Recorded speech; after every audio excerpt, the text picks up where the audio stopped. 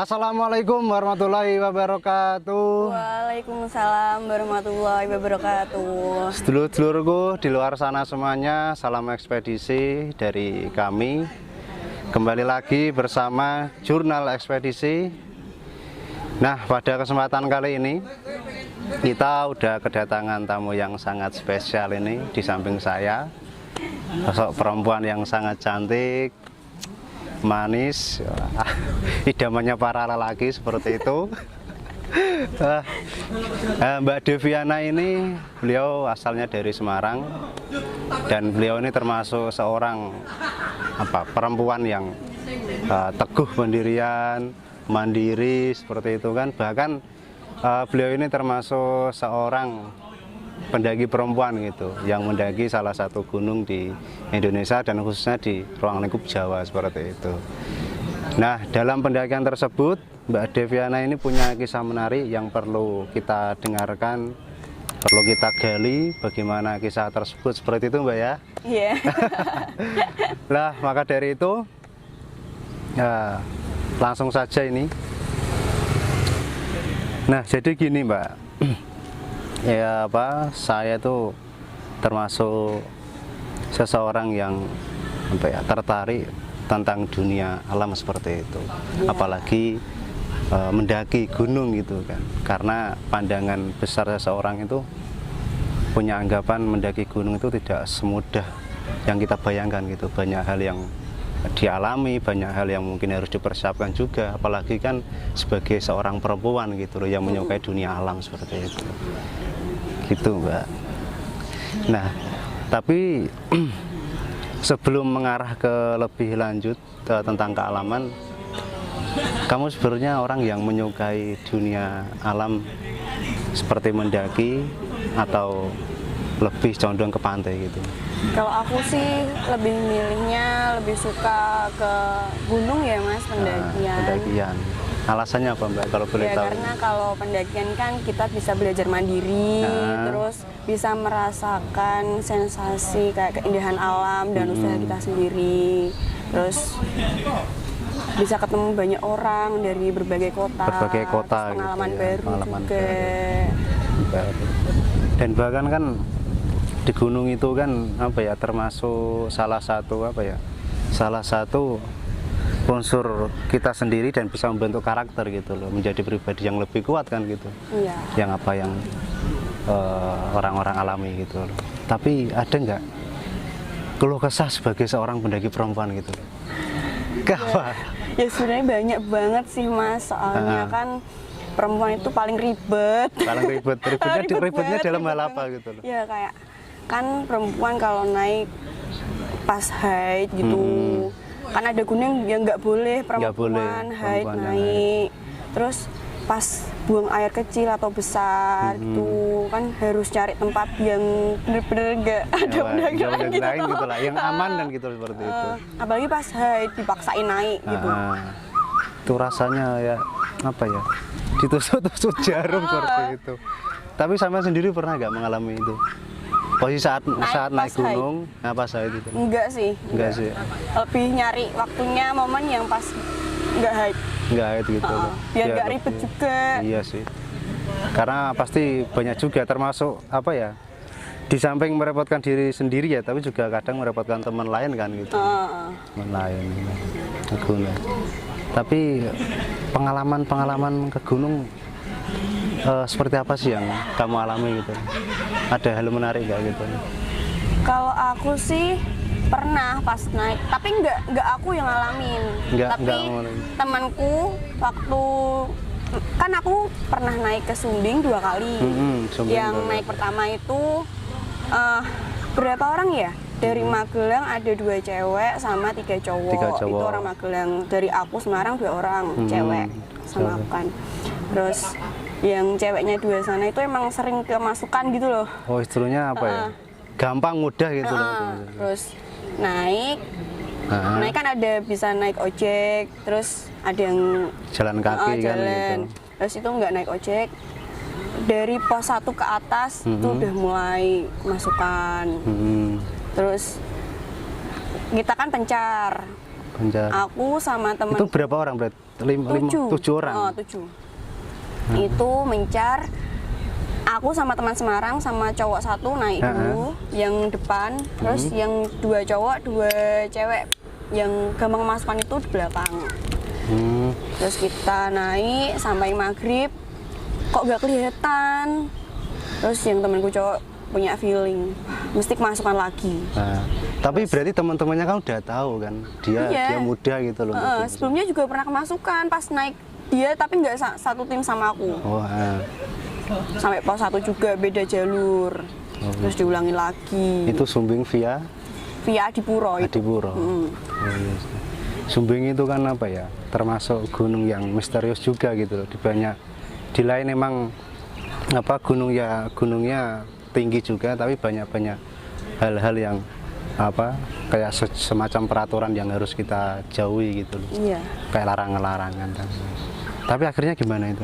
Ya akhirnya dia bangun tenda di jalur di bawah yang aku bikin tenda yang buat semalaman di situ. Terus kan diambilin aku sama temanku itu. Terus yang cowok padahal logistik di bawah semua, nggak ada yang mikirin di atas. Bentar, itu berarti itu campnya beda kan, beda pos? Iya beda. Maghriban dia di atas pos 2 yang ya agak ada area gitu. Area camp gitu ya? Enggak area camp, cuman agak luas gitu. Agak luas ya? Di jalur itu tapi. Di jalur tapi? Di jalur bikin tenda, sholat maghrib dulu, terus kan nggak ada logistik. Kan udah dingin banget, terus masukin barang, terus nyusulin ke bawah. Nyusulin ke bawah, ternyata dia bikin tenda di situ, nggak kuat naik. Sama temannya tadi berarti? Berempat itu di bawah. Terus ya temanku marah, nggak ada logistik di atas kok, nggak ada yang mikirin, nggak ada yang naik kok. Ya sih kadang itu kan kalau mendaki udah diklop-klopkan ya. Maksudnya itu ini barang untuk semacam peralatan umum kita bedakan di tas carrier siapa gitu kan, logistik di siapa gitu. Tapi kadang memang kendala tadi kan, kendala di jalan, mungkin ada temannya yang nggak kuat, jadi akhirnya kan agak mencar gitu kan. Terus akhirnya itu diajak naik, dibantu, tasnya dibawain sama aku sama temanku. Terus udah sampai atas, bangun tenda lagi satunya kan. Terus berarti dibongkar yang bawah tadi? Dibongkar. Gak makan waktu lama buat berarti? Ya lumayan sih, terus bikin tenda di situ, tidur di situ kan, jalur. Terus subuh niatnya mau summit. Yang summit tuh berempat. Cowok 2 sama aku sama temanku yang Semarang. Oh yang Semarang ya. Terus pas malam katanya temanku denger kayak ada yang jalan gitu kan, itu kan jalur toh. Jalur. Ada yang jalan tapi tidak ada orang. Tapi dia keluar nggak? Tapi nggak keluar. Kan dilihat gitu. Tenda depan. Terus ini tuh langsung jalur. Oh depan gitu. Terus kan kelihatan toh. Oh iya sih. Kan nggak ada orang. Nggak ada orang. Itu yang temanmu yang tadi. Yang cowok yang dari Magelang itu. Dari Magelang itu. Terus akhirnya tuh summit. Summit pagi. Sampai di bawah pos 3 Via Buto. Oh ya, jalur sih sama Adipuro. Mau diterusin sih bisa, tapi temanku biar besok penasaran lagi kesana lagi gitu. Akhirnya kesana lagi. Tapi yang temanmu yang tadi apa kemasukan tadi kan? Akhirnya gimana tapi? Sembuhnya di tenda itu? juga kena lagi. Tapi ada salah satu temanmu yang bisa untuk mengatasi itu? Bisa. Bisa ya. Temanku yang dari Magelang itu kebanyakan bisa semua. Tapi nggak diajak interaksi gitu seperti itu? Ya diajak omong gitu. Yang masuk tuh anak kecil. Terus kan itu kan dia kan haid. Haid tapi dia bilangnya udah selesai. Katanya tuh ada sosok yang kayak menjijikan banget gitu loh. Maksudnya itu yang sosok menjijikan. Jadi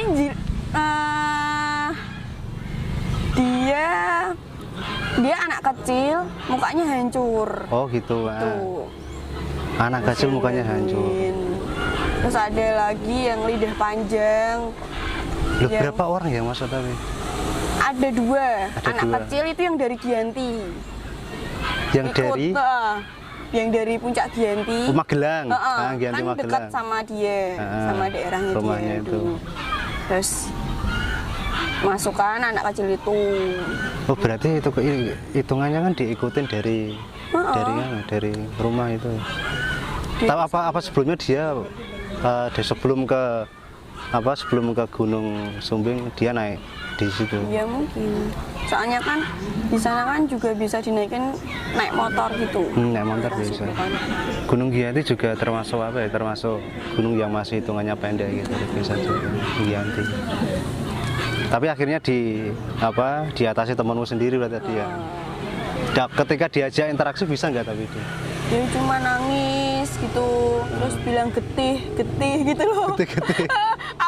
aku kan di sebelah, matanya tuh kayak melotot terus gitu tuh. Terus tangannya kaku. Tapi kedinginan nggak dia? Kedinginan tapi? Nggak tahu sih, aku nggak deket-deket soalnya aku takut. Terus aku mikir-mikir tuh, aku nggak deket-deket. Ya emang apa ya? Nggak pernah lihat orang kayak gitu. Nggak pernah orang. Kalau baru pertama kali emang terasa kaget seperti itu loh. Apalagi kayak kerasukan seperti itu, apalagi yang kayak hipo gitu kan. Kadang kita juga meskipun sering naik gunung, tapi kalau mengatasi baru lihat pertama kali ya kita grogi juga gitu kadang sih. Tapi akhirnya sembuh terus diajak naik lagi sampai puncak itu? Enggak, dia ditinggal di tenda. Oh di tenda gitu. Sebenarnya itu kalau kita lapor ke pihak base camp, itu dia dijemput kita bisa naik lagi. Oh iya sih. Tapi nggak ada yang berani malahan. Tapi kondisi hujan nggak saat itu? Hujan itu pas naik di pos 1 hujan. Di pos 1 hujan. Hujan dikit sih, nggak deras. Iya. Jadi seperti itu ya kisahnya sampean di Gunung Sumbing tadi. Iya. Tapi akhir itu langsung turun berarti setelah itu. Iya. Sampai base camp. Terus kan kalau emangnya dari Semarang pengen sampai puncak gitu loh, terus udah bela-belain ngeluangin waktu malah dikecewain kayak gitu kan, muka kelihatan kecewa banget. Terus di jalan tuh ya diem, terus yang sana juga minta maaf. Tapi setelah itu kan aman semua kan gitu? Aman sih. Sampai pulang. Tapi pas kan via Adipura ada jalur pos ojek. Itu temanku yang aku inepin itu di rumahnya itu, dia lari duluan. Terus stop di pinggiran jurang tebing gitu. Terus pas sampai di rumahnya dia bilang, tadi ketemu sama Mbak pakai carrier. Terus Mbak, iya. Dia termasuk berarti individu juga? Bisa. Oh bisa lihat kayak gitu? Bisa, makanya dia kan yang tahu kalau itu terus ada sosok yang gini gitu. Terus dia ceritanya pas sudah di bawah kan, nggak mungkin cerita di situ. Ya nggak mungkin cerita sama teman-temannya ketika di atas kan. Khawatir dan takutnya kan nanti teman-temannya malah merasa kayak gimana gitu. Iya. Tapi ya cukup menegangkan juga sih. Baru pertama kali lihat malah gitu ya. Itu yang pendakian pertama berarti ya? Ke Sumbing yang pertama. Yang kedua tapi ada dia lagi? Yang kedua nggak ada dia. Nggak ada dia. Terus mendaki sampai puncak? Ya, alhamdulillah. Tapi kayak gitu loh ya. Sebenarnya apa sih yang kamu cari di gunung gitu loh? Kok sampai antusias banget itu? Kalau aku sih, yang aku cari suasananya. Suasana? Nggak kayak di kota. Yang di kota serba apa ya? Kalau di gunung kan rame-rame tapi gimana ya? Kayak bikin tenang gitu loh. Kalau di kota kan enggak. Ya kadang itu kita butuh suasana baru untuk menghindari apa ya? Suasana-suasana yang serba apa sih? Serba padatnya ginilah orang-orang di perkotaan kan gitu. Gitu. Tapi ketika udah sampai gunung gimana perasaan? Rasanya seneng adem banget. Banget. Terus pengen kesana lagi, terus jadi candu gitu loh kalau udah sampai puncak. Tapi emang kenapa ya? Kadang saya juga bingung ya. Kok gunung itu bikin candu seseorang bahkan sampai direla-relain jauh-jauh lah. Misalkan ya contoh dari Jakarta lah, dari provinsi mana sampai senekat itu dan sampai apa ya? Sampai kok bisa sih gitu loh punya keinginan. Bahkan itu kan memakan banyak banyak waktu juga, banyak tenaganya, termasuk finansial juga gitu loh. Banyak juga. Dan masih menjadi pertanyaan tanda tanya lah seperti itu. Kenapa kok suka kembali lagi, padahal kan capek. Tapi Ya, menurutmu karena gimana? itu, karena dia menikmati yang nggak kayak di kota gitu, keindahannya di gunung, Ketemu sama orang-orang. ketemu gitu. orang baru, ketemu cowok, Oh, ketemu cowok. tapi nggak tahu kenapa ya. Kalau kadang itu kita ke gunung itu ya salah satunya tadi kita kadang apa ya hidup bosen lah kayak monoton seperti ini. Apa kok misalkan sehariannya esoknya lagi kembali ke perkotaan lihat-lihat kayak gini kan kita mencari suasana baru. Tapi di samping itu juga kenapa kok misalkan rata-rata dari teman-teman yang apa ya pendaki gitu lah suka naik gunung kok pada jomblo sih gitu. Kenapa itu? Kalau jomblo sih kayak enggak ya. Enggak. Kalau di sana pura-pura jomblo, Pura-pura gitu jomblo. biasanya. Oh pura-pura nanti. Biasanya kan Pura-pura, PDKT, guys. sosok minta foto bareng, terus ngirimnya gimana? Oh. Mau ngirimnya lewat apa gitu. Iya sih banyak banget yang seperti itu Modus, modus-modusnya sih. sok-sok jomblo.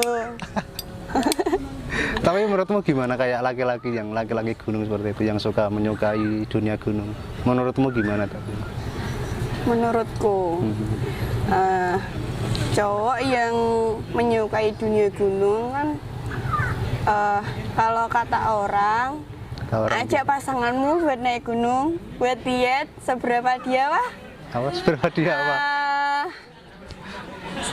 Buat untuk mencari kepribadian dia gitu. Gimana sih dia ke kamu Karakternya kayak gitu. bodoh amat, apa Termasuk orangnya emosional gitu kan. sabar apa enggak gitu. Oh gitu menurutmu ya? Ya ada benernya juga sih kadang itu kita naik gunung untuk mengetahui sifat dan karakter mereka gitu Sifat loh. aslinya. Sifat aslinya kayak gimana gitu kan. Kalau kita misalkan di kayak apa ya hidup seperti biasa kita kadang untuk mengenal seseorang mengetahui sifatnya dan karakternya kan kita butuh beberapa hari bahkan berminggu dan bertahun-tahun kan. Tapi kadang kalau ke gunung kan bisa nemu oh iya orangnya kayak gini. Langsung terdeteksi seperti itu. Paling gampang. Langsung diajak naik. Wes. Oh iya. Jadi yang menurutmu berkesan tadi yang di Gunung Sumbing tadi. Itu toh. Kalau yang lain ada nggak itu? Kalau yang lain sih nggak ada, aman-aman aja sih. Aman-aman aja. Yakin? Aman-aman aja. Oke. Tapi yang menjadi khas perempuan, masalahnya apa sih yang pertama itu? Yang menjadi apa? Yang menjadi masalah utama dan khas itu yang dialami perempuan selain haid tadi loh. Izin ke orang tua itu paling nomor satu. Nomor satu. Terus nomor dua kan hari tadi. Izin pacar. Kalau pacar sih. Enggak ya? Ya iya, tapi ya nggak terlalu. Tapi orang tua paling nomor Orang satu. tua. Ya karena emang apa ya? Karena itu kan anak perempuan itu kan lebih apa ya? Lebih condong orang tua itu khawatir gitu. Anak perempuan main ke sana ke sini kan gitu. Apalagi kan ke gunung gitu. Yang nggak pernah dikunjungin, terus kita ke sana. Ke sana. Panik orang tua. Tapi orang tamu gimana tapi? Kalau orang tua aku pertama nggak boleh, terus akhirnya aku bujuk-bujuk, terus nggak apa-apa. Terus 2 kali 3 kali mau naik, terus yowes hati-hati. tapi anu nggak itu izin sendiri apa ada di izin Izin sama? sendiri. Izin sendiri. Tapi ya emang anu sih apa? Ya termasuk banyak banget lah. Kadang kan perempuan-perempuan nggak izin sama orang tuanya gitu. Apalagi ya contoh misalkan yang kayak misalkan contoh-contoh apa anak-anak kuliahan kan otomatis dia kan jauh ya dari orang tua kan gitu. Kadang sih ada yang nggak bilang juga gitu. Tapi menurutmu gimana? Alangkah baiknya tapi bilang orang tua gitu. Ya lebih baik bilang sih. Kan Nanti biar- kalau ada apa-apa, tiba-tiba biar scam hubungin malah bikin shock. Wah iya juga sih. Lah, toh. Ya di samping emang apa ya? Di samping emang apa kita mendaki itu kan banyak banget hal yang mungkin harus dipersiapkan ya, termasuk dari apa izin orang tua, itu orang tua kan gitu loh. di samping itu juga kan kita harus mempersiapkan semacam apa ya peralatannya juga kan gitu loh, kemampuan kita untuk mengukur Fisik kemampuan juga. kita fisik juga gitu. Kadang orang tuanya kan mikirnya nanti kalau anak saya ke gunung makannya apa ya, pernah gitu nggak tanya-tanya orang tua? Sih. Tapi kalau orang tuamu setelah kamu naik gunung apa yang ditanya orang tuamu? Orang tua aku tuh nggak pernah tanya-tanya sedetail itu. Gak ada itu. Terus pulang ya udah gitu. Penting aman sampai rumah. Aman sampai rumah. Kalau saya awal-awal dulu itu kan mikirnya orang tua itu kan ke gunung ya. Kalau ke gunung itu kan sebenarnya kan ada base campnya gitu kan, tempat peristirahatan, tempat kita prepare kalau mau naik gunung harus ada registrasinya kan. Orang tua saya dulu tuh tahunya itu gunung ya gunung, nggak kayak ada base campnya gitu. Langsung berarti Kita langsung tanyain, nah ke hutan langsung, tanyain nanti parkirnya di mana gitu kan, makannya di mana gitu. Terus Banyak seperti itu gitu loh. Tapi ya kau mungkin apa orang tua yang semakin kesini masih apa ya mengikuti zaman modern kan, mereka kan paham gitu.